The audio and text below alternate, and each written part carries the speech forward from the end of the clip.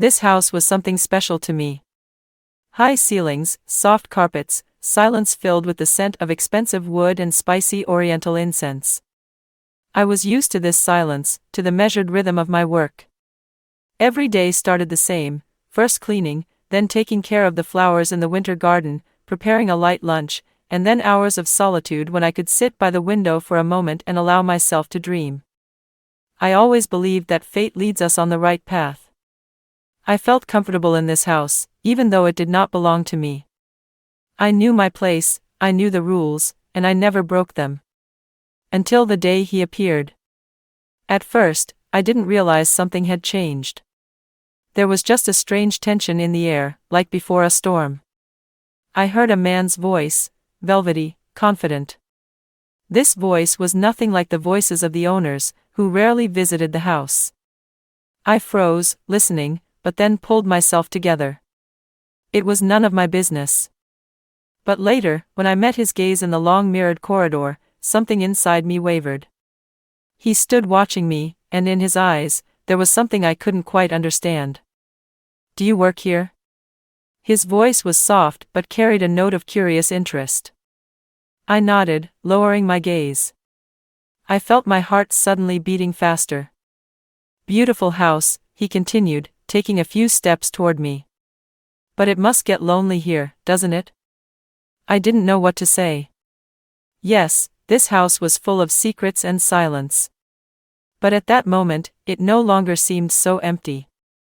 Esta casa era algo especial para mí. Tecos altos, alfombras suaves, un silencio impregnado del aroma de maderas finas y inciensos orientales. Estaba acostumbrada a esa tranquilidad, al ritmo pesado de mi trabajo.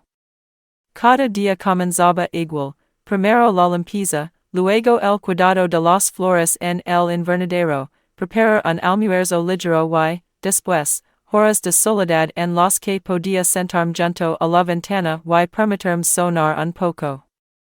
Siempre creí que el destino nos guía por el camino correcto. Me sentía bien en esta casa, aunque no me perteneciera.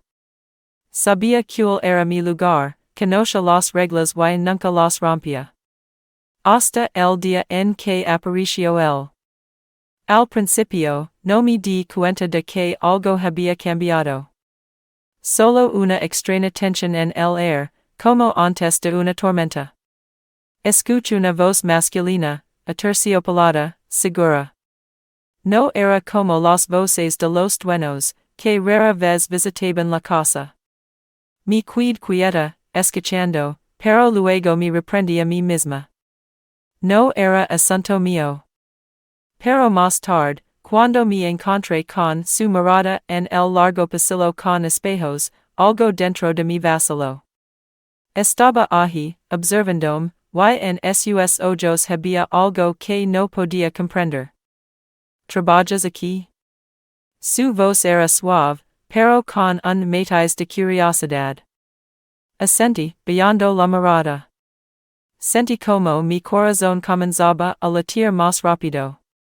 Y es una casa hermosa, continuó, acercándose unos pasos. Pero debe ser solitaria, ¿verdad? No supe qué responder.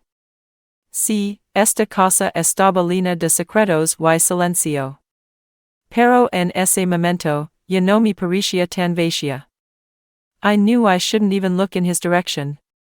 From the very first day, his presence in this house became a test for me. He wasn't just a guest. I found out by accident when I overheard the house manager speaking to him with special respect.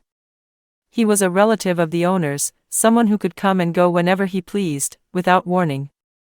That meant only one thing: I had to stay as far away as possible. But how?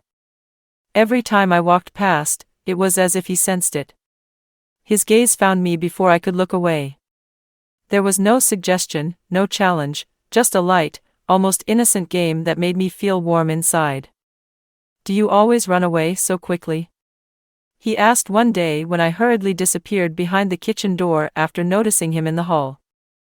I stopped. Slowly turned around. He stood leaning against the staircase railing, a lazy smile on his lips, as if waiting for my reaction. "I'm just busy," I replied, trying to keep my voice steady. "Of course. You're always very busy. But I wonder, do you ever find time for yourself?" That question caught me off guard. I suddenly realized that, in all the years I had worked here, I had never taken time for myself. I should have left. Turned around and walked away, like I always did. But for some reason, I didn't. He noticed. And something dangerous flickered in his eyes. That day, I realized the battle had begun. But not with him, with myself.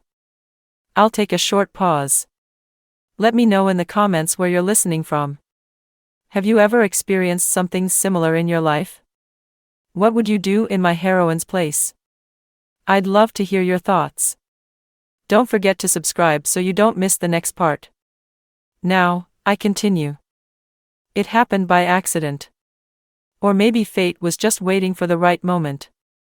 I was reaching for a book the lady of the house had left on the marble table when I felt a light touch on my hand. Warmth, almost imperceptible. Just a second, but I felt a shiver run through me. I quickly looked up. He was standing close, too close. There was nothing bold in his gaze, yet something about it made me hold my breath. "Sorry," he said with a barely visible smile. I nodded and hurried away. But that day, everything felt different. His presence followed me even when I wasn't looking at him. Later, when I entered the library to arrange the books, he was already there. "You're avoiding me," he said calmly.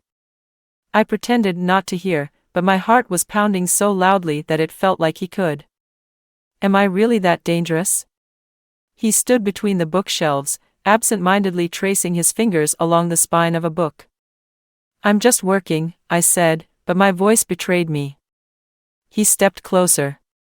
The space between us shrank. "What if I say I want to know you better?" My mind screamed, "Leave," but my body wouldn't move. This was dangerous. I knew it. So why couldn't I look away? I thought we were careful. We spoke in whispers, touched only in the shadows where no one could see. I believed this house was full of secrets, but its walls remained silent. I was wrong. One morning, as I entered the hall, I felt strange tension in the air. It was as if someone had just been talking about me and stopped the moment I arrived. "Do you have something to say?" I asked the cook when I noticed her eyes nervously shifting to the side. "No. Just be careful, Amina," she said quietly and quickly left the room. My heart clenched. Careful? Why? The whole day, I felt eyes on me. As if someone knew more than they should. Every step, every whisper behind my back filled me with fear. And then, the confirmation came. Late at night, I returned to my room and found a piece of paper on my desk. Just one sentence. "You think no one sees, but the house watches." I froze. My throat went dry. Who had seen? My heart pounded so loudly that I barely heard the slow footsteps passing through the corridor. Now I knew, we were not alone. And soon, I might have to pay the price for everything. From that day, everything changed. I could no longer simply do my job and live as I had before. Shadows of the past followed me, filling every moment with anxiety. I felt their eyes, watching, judging. Someone knew the truth, but I had no idea who. Rumors spread, whispers behind my back grew louder. Sometimes, as I walked through the corridor, I caught the looks of the staff. Some quickly turned away, others watched with open curiosity, and some with silent contempt. But the worst part was that he had changed. "You're avoiding me," he said one day when we ran into each other in the garden. I wanted to lie. Say I was busy, that I was just tired. But something inside me broke. "Someone saw us," I whispered. He was silent. "Are you afraid?" he finally asked. I didn't know how to answer. Of course, I was afraid. Afraid of being cast out. Afraid of the consequences. Afraid that this house, which had been my refuge for so long, would become my prison. But most of all, I was afraid of myself. A choice stood before me. Could I hide the truth? Pretend nothing had happened? But it had happened. I felt it in every glance, in every whispered word. I could run. Leave before it got worse. But then I would be admitting my own weakness. What will you do? His voice was calm, but there was curiosity in his eyes. I looked at him and understood, he wasn't afraid. He could disappear at any moment, but I had to live with this every day. I had to make a decision. And my future depended on it. I thought I knew how it would end. I expected punishment, exposure, the final reckoning. I was preparing for the worst. But fate had a different plan for me. It all happened suddenly. One morning, I learned that the owners were leaving. For a long time. The house would be empty. My heart clenched. Did this mean they would simply get rid of me without a word? I waited. But no one said anything. Instead, on the last evening before they left, he came to me. "You're free," he said quietly. I didn't understand. "No one will punish you.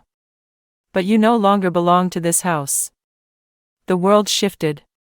I had imagined this moment so many times, but I never thought it would happen like this. He walked away without looking back. I stayed. In an empty house.